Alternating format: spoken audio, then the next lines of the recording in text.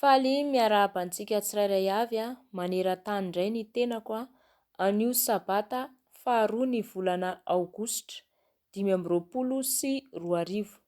Ny tenin'Andriamanitra anio sabata dia voasoratra ao amin'ny boky Ohabolana toko 7 teny andininy 17 ka hatramin'ny 5:30. Ohabolana toko 7 teny andininy 17 ka hatramin'ny 5:30.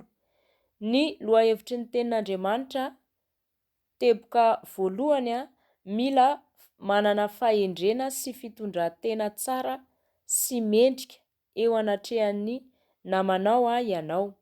Tsy mamina ny soa amin'izay tokony omena ny namana. Tsy mamorona sain-dratsy hoenty mamely ny namana. Tsy miady amin'ny olona tsy amin'ny antony. Tsy mialina ny mpanao herisetra. Teboka faharoa misakaiza amin'ny olona marina Andriamanitra sy mitaha ny marina ary manome fahasoavana ho an'ny mpandefitra izy. Amen.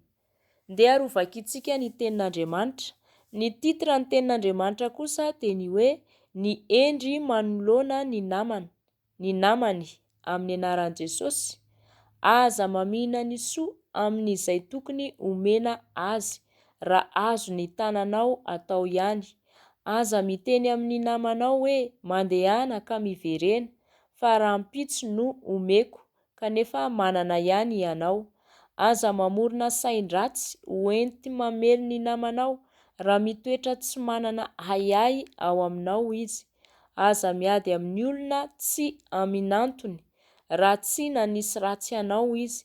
Aza mialina ny mpanao herisetra na mifidy izay lalany akory, satria fahavetavetana eo imason'ny tompo ny mpivadika, fa ireo marina kosa no ataony sakaiza. Ao an-tranony ratsy fanahy ny ozy tompo, fa tahiny kosa ny fonenany marina. Tsiratsirainy ny mpaniratsira, fa omeny fahasoavana kosa ny mpandefitra. Andova voninahitra ny endry, fa henatra kosa no ho anjaran'ny adala. Amen.